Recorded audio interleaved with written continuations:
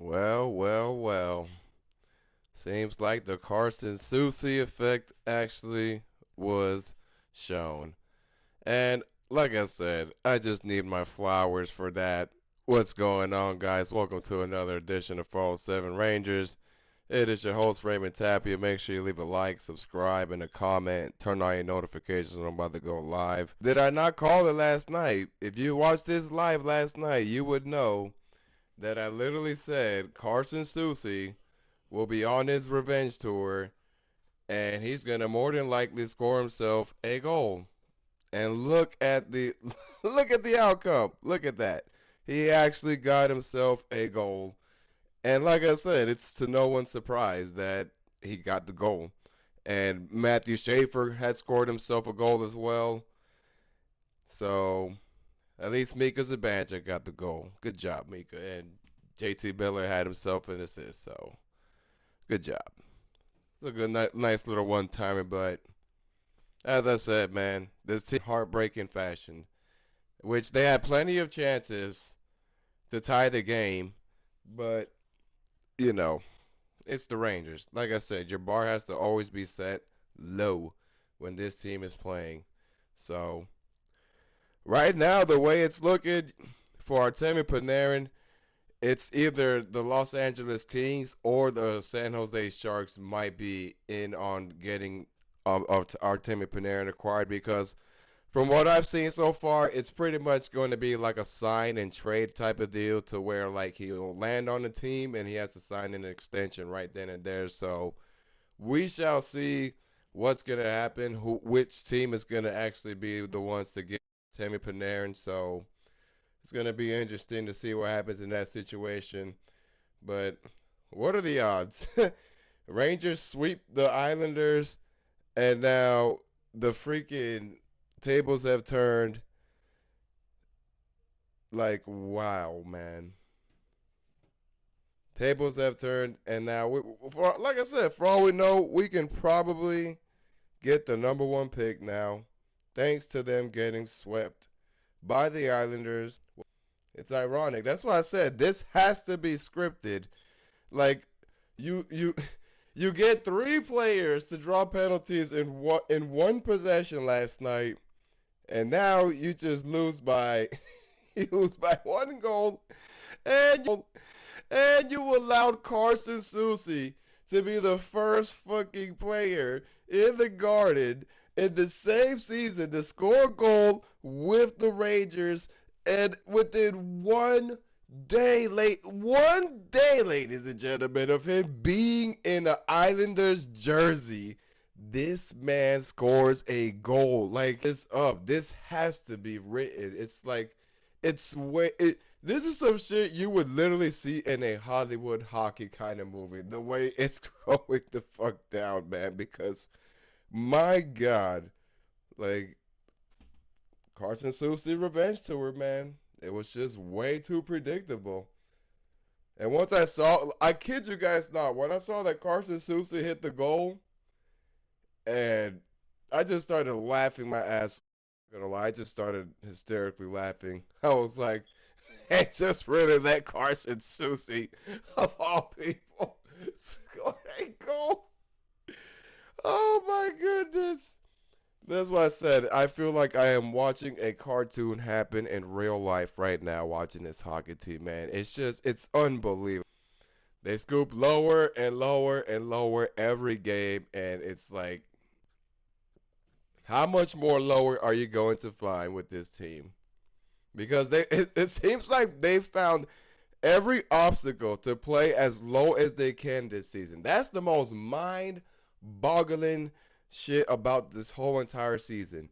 You would think for 2 seconds like they couldn't find ways to scoop to low levels, but it seems like every game they find new ways to show you there is new levels to going even lower. That's what's just blowing the fuck out of my mind this season. We know they're bad, but it's like, damn, you've gotten so bad that you have done things that not even teams from back then have done that been like bad. It's just, like I said, this is the most laughable shit ever.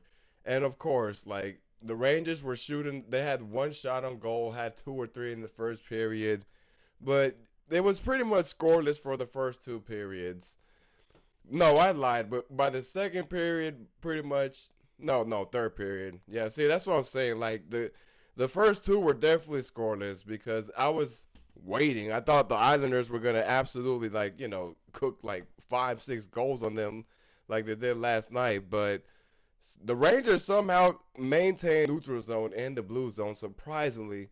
However, they just didn't have the right amount of shot opportunities. They keep going for this east-west passing when they keep forgetting you don't have a guy like Artemi Panarin on your lineup anymore. You can't do that east-west passing. You have to keep it super simple. Go for like the slot passes, odd man rushes. Like that's your only solution right now without Artemi Panarin. Because like I said, guys, it's gonna keep getting worse. They play the Pens Saturday, and the Penguins already just spanked. Do I see the Rangers beating this team? Absolutely not. Penguins are not mid anymore. They're fucking hot. They're winning games. So they are not a team that you could just consider like they're beatable. No, that team ain't beatable anymore. So yeah, the Rangers.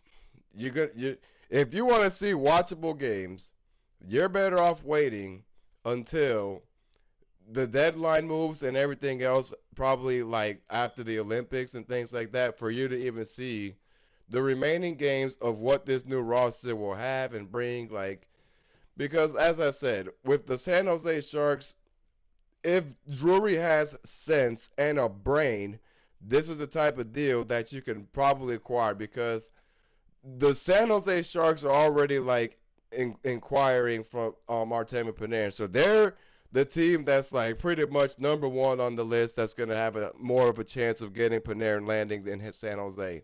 So with what's going on with San Jose right now is Greer has to figure out if he's willing to sacrifice one of his top three generational prospect players. Well, we'll say two because honestly, like I said, Macklin Celebrini at this point, you can't just call him a prospect anymore. Like this guy has already proven he's going to be a generational player, and he's just growing and getting better and better. So as far as Celebrini, we already know there's no way in hell they're going to get Macklin Celebrini. He's going to be beyond untradeable and untouchable as of right now. Will Smith as well, because they already pretty much have that duo pretty much synced in together and their chemistry is already down packed. So Michael Misa, there might be a possibility that the Rangers could acquire Michael Misa out of the Artemi Panarin deal. But there's also talks of saying like William Eklund might be available too. But like I said, I don't know which young player Greer is going to be willing to sacrifice to acquire a guy like Artemi Panarin because I'm sure Chris Drury is going to want one of those young guys out of that lineup to give them a guy like Panarin. Because if they do acquire Artemi Panarin, the Sharks will be absolutely must-watch hockey. And I'm a Ranger fan saying this, so yeah, if you're a San Jose Sharks fan, if this guy lands in that team is going to be like way more fun to watch because now you just added Panarin to the lineup. So the Sharks are going to most likely be able to give Drury a young guy, a first round draft pick, and a third round pick for this season as well, and some salary retention. So he's going to try to retain salary cap and all that stuff. So that's what's pretty much going to happen with the Artemi Panarin situation. He's trying to get himself a deal to where he acquires draft picks, gets a younger guy with this fast and winning pedigree, whatever the hell he's trying to think with that. But also as well gain extra cash because you guys know like Chris Drury likes to get extra cash with any player he'll try to send out. And they're also interested in Braden Schneider. So if Braden Schneider gets traded, you guys know me. I'm going to have the champagne ready to go and celebrate.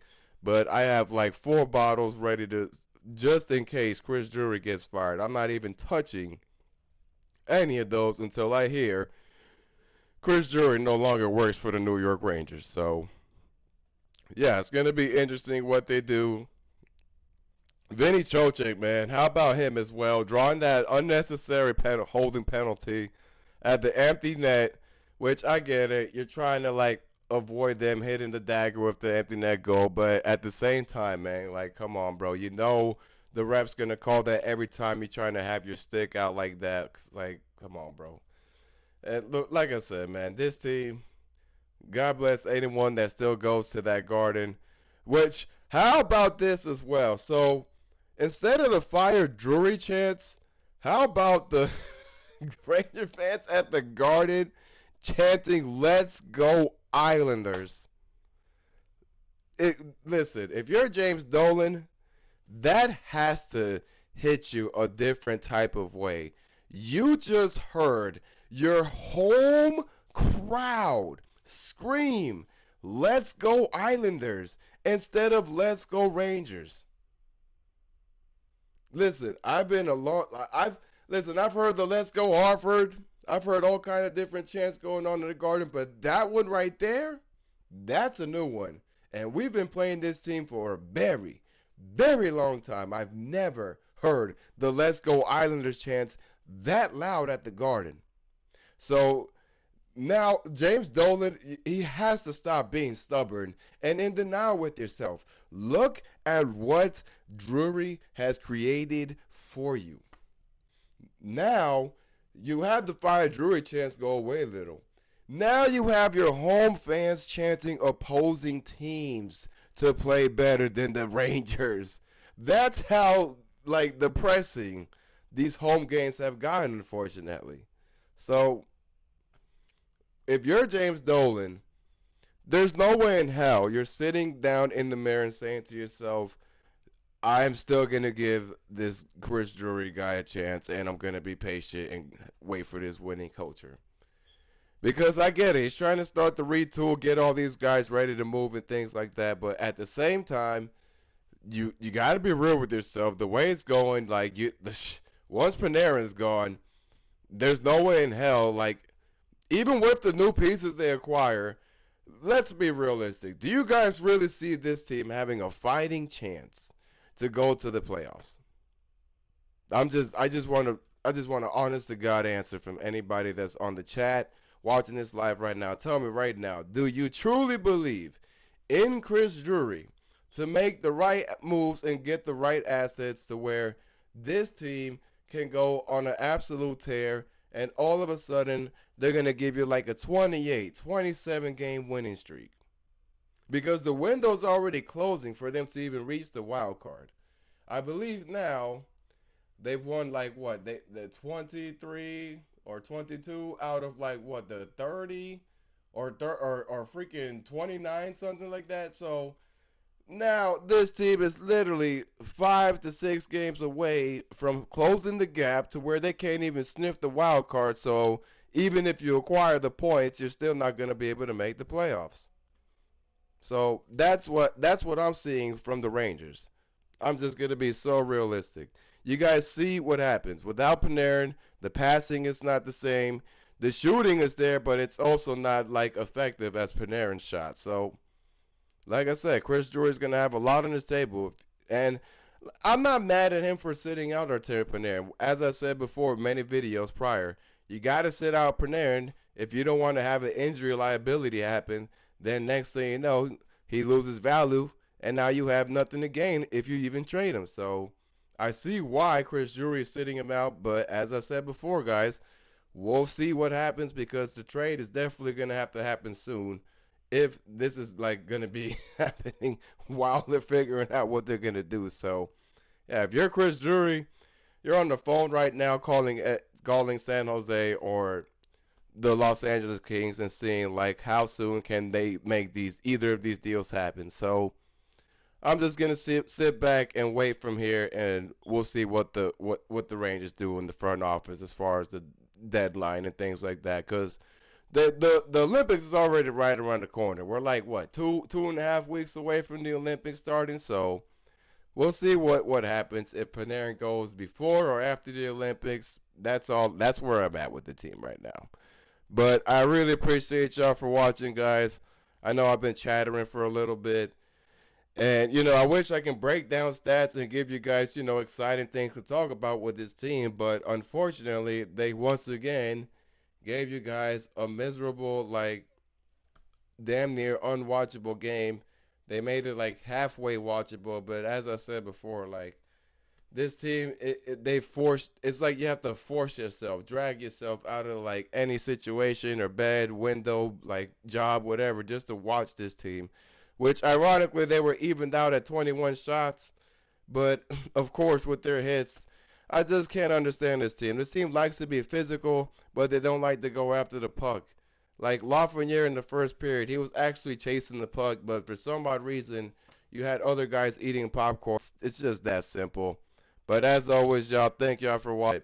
I will be uploading these back. It is what it is. And